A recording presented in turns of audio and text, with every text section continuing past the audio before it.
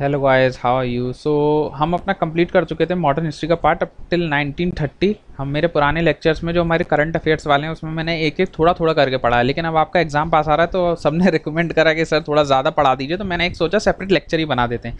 तो अभी 1930 से 1947 का पार्ट मैं बड़ा भी बना सकता था, लेकिन मैंने सोचा दो पार्ट में बढ़ा देते हैं, छोटी छोटी वीडियो, ताकि आपको पढ़ने में भी आसानी हो जाए। ठीक है, तो आपका कंप्लीट हो जाएगा 2 दिन में ये पूरा मॉडर्न हिस्ट्री का अप टिल 1947। उसके बाद जो एडिशनल चीज़ है वो भी हम कंप्लीट करेंगे।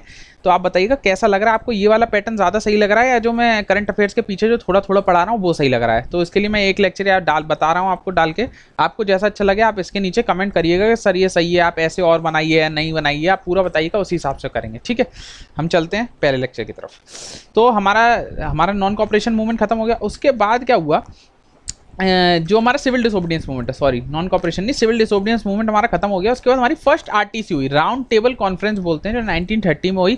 इसे बॉयकॉट कर दिया हर किसी ने। राउंड टेबल कॉन्फ्रेंस जो पहली वाली थी उसको बॉयकॉट कर दिया। ईयर जरूर याद रखिएगा, कभी कभी क्या होता है ना कि 1930 के बाद जितनी चीज़ें उनको वो क्रॉनिकल वाइज लगवा लेता है, तो आप बस ये ईयर जरूर याद रखिएगा। फर्स्ट आरटीसी कब हुई, 1930 में हुई, जो कि बॉयकॉट हो गई। उसके बाद गांधी जी और इरविन का पैक्ट हुआ 1931 में, इसी हम दिल्ली पैक्ट भी बोलते हैं। इसमें ये बोला गया, गांधी जी ने ये एग्री कर लिया कि हम सिविल डिसोबीडियंस मूवमेंट जो हमने चालू करा उसको हम सस्पेंड कर देंगे, जब ये पैक्ट साइन हुआ है दोनों का तब।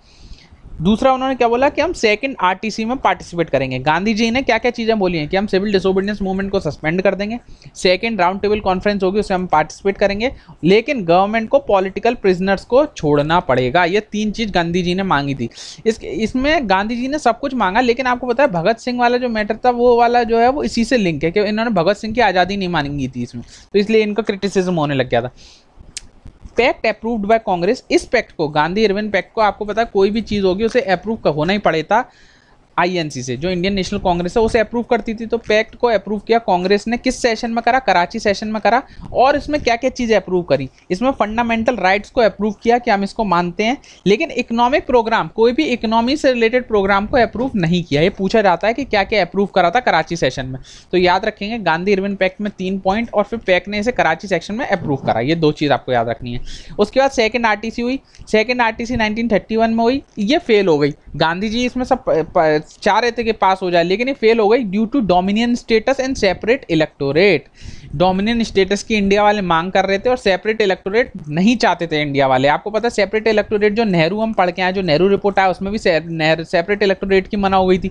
इसलिए मुस्लिम जो वो मुस्लिम वाले कह रहा हूँ, जो AIML हैं, ऑल इंडिया मुस्लिम लीग वाले, जिन्ना साहब वाली जो पार्टी है, वो रुष्ट हो गए थे हमसे, क्योंकि वो तो सेपरेट इलेक्टोरेट चाह रहे थे। लेकिन आईएनसी ने सेकंड वाली जो आरटीसी है उसे अटेंड करा था। याद रखिएगा, पहली जो आरटीसी है उसे बॉयकॉट कर दिया था, सेकंड आरटीसी जो राउंड टेबल कॉन्फ्रेंस है उसमें आईएनसी ने अटेंड करा था, आईएनसी अटेंडेड। जब सेकंड आरटीसी हमारी खत्म हो गई, जो फेल हो गई, फिर कम्युनल अवार्ड आया। कम्युनल अवार्ड क्या था कि डिवाइड कर दो, हिंदू मुसलमानों को डिवाइड कर दो। इन्होंने बहुत कर्रा काम कर दिया, इनकी वजह से सब आज गड़बड़ हो रही है। 1932 में आया, जो मैकडोनल्ड थे, मैकडोनल्ड उसको हेड कर रहे थे। जो एक कम्युनल अवार्ड है इसको हेड कौन कर रहा था, मैकडोनल्ड कर रहे थे। इन्होंने पॉलिसी लाया डिवाइड एंड रूल। इन्होंने सेपरेट इलेक्टोरेट दे दिया मुस्लिम को, सिख को और डिप्रेस्ड क्लास को। ये भी पूछा जाता है किस किस को दिया था सेपरेट इलेक्टोरेट, किस किस को दिया, मुस्लिम लोगों को दिया, सिख लोगों को दिया, और जो डिप्रेस्ड क्लास थी उनको दिया। और इन्होंने 71 सीट्स फिक्स कर दी कि प्रोविंशियल लेजिस्लेचर में 71 सीट्स डिप्रेस्ड क्लास के लिए इन्होंने फिक्स कर दी। तो कम्युनल अवार्ड ने मेनली 3 काम करे। एक तो इन्होंने डिवाइड एंड रूल का काम करा, सेपरेट इलेक्टोरेट लिया है, और थोड़ी सी सीट इन्होंने डिप्रेस्ड क्लास के लिए रिजर्व कर दी। तो ये 3 काम करें कम्युनल अवार्ड ने। आपको समझ में आ गया 4 चीज़ें जो हमने पढ़ी हैं। इनका सन याद रखिएगा, सन जरूर पूछा जाता है, जो ईयर है 1930 1931 क्रोनोलॉजी में पूछा जाता है। आगे चलते हैं, कम्युनल अवार्ड आ गया। जब हमारा ये सब हो रहा था उसके बाद कम्युनल अवार्ड तो हमने पढ़ लिया 1932 में जो आ गया। उसके बाद हुआ है हमारा पूना पैक्ट। पूना पैक्ट किस किस के बीच में हुआ है, गांधी जी, महात्मा गांधी जी और BR अम्बेडकर के बीच में हुआ है। अम्बेडकर साहब जा रहे थे, अम्बेडकर साहब इस चीज़ से सहमत हो गए थे कि जो डिप्रेस्ड क्लास है उसके लिए सेपरेट इलेक्टोरेट होना चाहिए, लेकिन गांधी जी नहीं मान रहे थे। गांधी जी कह रहे थे कि नहीं, सेपरेट इलेक्टोरेट आप कर रहे हो, इससे क्या होगा, हिंदू मुस्लिम जो है वो अलग अलग हो जाएंगे। तो गांधी जी और अम्बेडकर जी में बीच में बहस हो गई थी। इसके बाद गांधी जी जो है वो उस पे चले गए थे, फास्ट पे चले गए थे, फास्ट अंटिल डेथ पे चले गए थे। तो फिर अंबेडकर जी ने उनको मनाया, दोनों में रजामंदी हो गई और गांधी जी अंबेडकर के बीच में जो पैक्ट साइन हुआ उसको हमने बोला पूना पैक्ट। इसमें क्या हुआ, इन्होंने बोला, दोनों ने ये सहमति से ये बोला कि सेपरेट इलेक्टोरेट नहीं होगा, इससे बेटर है हम जॉइंट इलेक्टोरेट कर देते हैं, सब लोग मिलजुल के करेंगे फॉर डिप्रेस्ड क्लास। तो सेपरेट इलेक्टोरेट की बात खत्म कर दी गई, उसे हमने जॉइंट इलेक्टोरेट से चेंज कर दिया। 71 सीट्स जो ऊपर हमने फिक्स करी थी डिप्रेस्ड क्लास के लिए, उसको बढ़ा के 148 सीट कर दिया गया। और 18% जो रिजर्व कर दी गई थी फॉर डिप्रेस्ड क्लास की, 18% जो सीट है वो केवल डिप्रेस्ड क्लास को ही दी जाएगी। तो याद रखेंगे क्या क्या चीज़ पूना पैक्ट में हुई है, किस किस चीज़ से साइन हुआ है, आपको ये याद रखने ही पड़ेंगे। देखिए आप अगर बुक पढ़ने जाएंगे, आपको करीबन पूना पैक्ट पे आपको 2-3 पैराग्राफ या 2-3 पेज मिल जाएगा। मैंने उसमें से मुख्य मेनली 4 पॉइंट नोट करें, यहाँ देखिए केवल 3 पॉइंट नोट करें। अगर आपसे ये भी याद नहीं होगा तो फिर आपका एग्जाम होना बहुत मुश्किल हो जाएगा, आपको इतना तो याद करना ही पड़ेगा। फर्स्ट आरटीसी हमारी हो गई 1930 में, सेकंड आरटीसी हो गई 1931 में, अब थर्ड आरटीसी आई नवंबर 32 में। बस आपको इसका ईयर याद रखना है क्योंकि पूछा जाता है कभी कभी, फर्स्ट थर्ड सेकंड थर्ड और ये सबको पूना पैक्ट को मिक्स करके वो देता है तो बच्चे कंफ्यूज हो जाते हैं। तो जो मैंने लिखा है यही क्रोनोलॉजी वाइज है, आपको ऐसे ही 6 के 6 क्रोनोलॉजी याद करनी है। सबसे पहले क्या है, फिर क्या है, फिर क्या है, फिर क्या है, फिर क्या है, ठीक है। तो हमारा थर्ड आरटीसी कंप्लीट हो गया। उसके बाद जो हमारी थर्ड आरटीसी कंप्लीट हो गई उसके बाद हमारा ये very very very important act है। इसी से गवर्नमेंट ऑफ इंडिया 1935 से ही हमारा फंडामेंटल राइट और डीपीएसपी बहुत चीज़ें इसी एक्ट से ली गई हैं, याद रखिएगा। तो इस एक्ट में क्या बात हुई थी, ऑल इंडिया फेडरेशन की बात हुई कि ऑल इंडिया पे एक फेडरेशन बनाई जाएगी, फेडरेशन जिसमें प्रिंसली स्टेट भी होंगे, प्रोविंसेस भी होंगे। दूसरा, डायरकी को रिप्लेस कर दिया था, ओनली अप्लाइड सेंटर। डायरकी आपको पता है ना, डुअल गवर्नमेंट, हम पीछे जो मॉन्टेगू चेम्सफोर्ड रिफॉर्म है उसमें हम पढ़ के आए, डायरकी लगा दी थी डुअल गवर्नमेंट, उसे रिप्लेस कर दिया कि डायरकी अब नहीं होगी, केवल सेंट्रल गवर्नमेंट पर डायरकी होगी और कहीं नहीं होगी।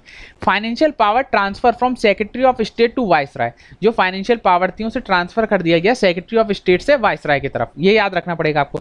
इलेक्टोरेट, जो वोटिंग देने आया, जो लोग वोट देते थे उसको बढ़ा दिया गया, करीबन 30 मिलियन लोगों को इन्होंने बढ़ा दिया कि इतने लोग और वोट दे सकते हैं, जिसमें से 30 मिलियन में 10% जो थी वो वोमेन थी, वोमेन को भी अधिकार मिल गया था।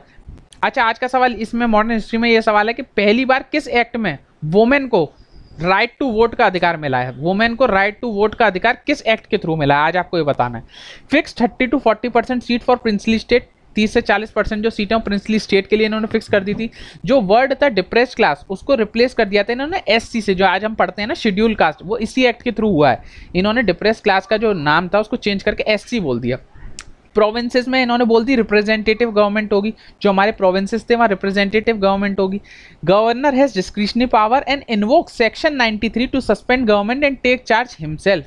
ये बहुत इंपॉर्टेंट पॉइंट है, जो आजकल हम पढ़ते हैं ना प्रेसिडेंट रूल, वो इसी के थ्रू लगता है। देखिए, गवर्नर के पास डिस्क्रिशनरी पावर थी कि कभी भी वो सस्पेंड कर सकता है गवर्नमेंट को, जो सस्पेंड जो है सस्पेंड कर देगा, गवर्नमेंट खत्म हो जाएगी और वो अपने आप चार्ज ले लेगा। जो आजकल प्रेसिडेंट करता है ना, प्रेसिडेंट रूल जब लगता है तो वो जो वहाँ की गवर्नमेंट है वो सस्पेंड हो जाती है, सारी पावर प्रेसिडेंट की पावर आ जाती है। वो इसी एक्ट, मतलब प्रिंसिपल यही है जो आगे बढ़ता हुआ है। तो गवर्नमेंट ऑफ इंडिया 1935 का। No talk of dominion status, इस एक्ट में कहीं पे भी डोमिनियन स्टेटस की बात नहीं की गई है। ये आपको इंपॉर्टेंट पॉइंट है जो मैंने स्टार लगा के लिखा है। Early rejected but later election held in 1937। पहले इसमें बोल रहे थे कि हम इलेक्शन नहीं होने देंगे, लेकिन बाद में इलेक्शन हो गए। ये कुछ इंपॉर्टेंट पॉइंट है 1935 के, बहुत छांट के लिखे हैं, जो एग्जाम में पूछा जाता है, मैंने बस वही लिखे हैं। तो प्लीज़ बस इतने ही पॉइंट आपको याद करने की ज़रूरत है। प्लीज़ आप अब इस टाइम पे जिन्होंने नहीं पढ़ा है वो तो बिल्कुल ही ना देखें, स्पेक्ट्रम और मॉडर्न हिस्ट्री कुछ ना देखें, जो मैं पढ़ा रहा हूँ बस उतना ही रट के चले जाएँ वाली, ठीक है। आगे चलते हैं।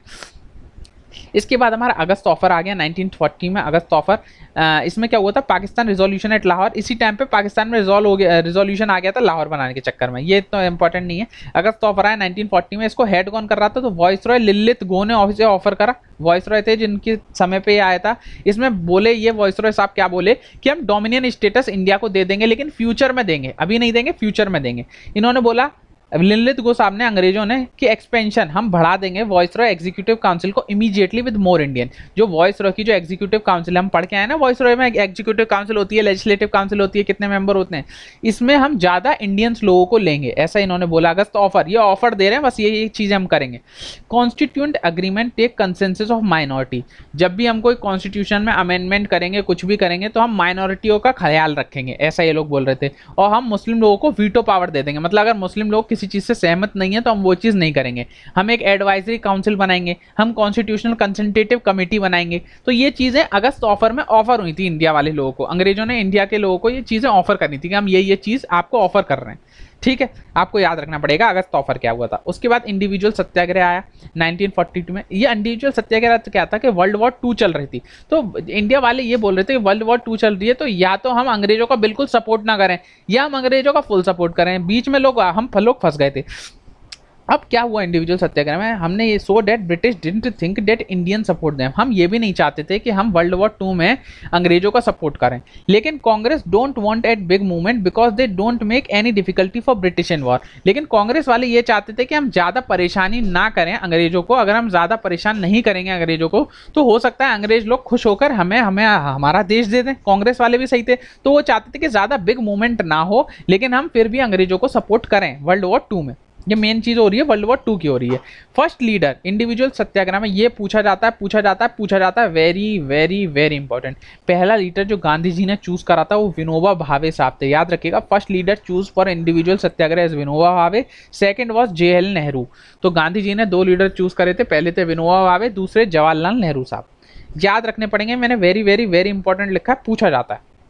इसके बाद क्रिप्स मिशन, इससे तो सवाल होते ही होते हैं। ये 1942 में आया था। किसने ऑर्डर करा था? तो चर्चिल ने सेंड करा था क्रिप्स को विद प्रपोजल। तो चर्चिल हेड थे, उन्होंने अपने आदमी को भेजा क्रिप्स साहब को एक प्रपोजल लेके। ये भी एक तरह का ऑफर, ये प्रपोजल लाए थे कि हम डोमिनियन स्टेटस, ऊपर क्या बोला था जब आपने अगस्त ऑफर पढ़ा था कि हम फ्यूचर में आपको दे देंगे, इसमें क्या बोल रहे हैं कि हम डोमिनियन स्टेटस आपको तुरंत दे देंगे after the war. World war 2 चल रही है ना, उसके बाद बोल रहे हैं कि हम तुरंत आपको डोमिनियन स्टेटस दे देंगे। कॉन्स्टिट्यूशनल बॉडी बनाएंगे हम, जिसमें मेंबर जो है, एक कॉन्स्टिट्यूशन बॉडी बनाएंगे जो कॉन्स्टिट्यूशन बनाएगी इंडिया का, जिसमें मेंबर जो कॉन्स्टिट्यूशन बॉडी में जो मेंबर है वो नॉमिनेट किए जाएंगे, इलेक्टेड किए जाएंगे सीधे प्रोविंस से और नॉमिनेट किए जाएंगे प्रिंसली स्टेट से।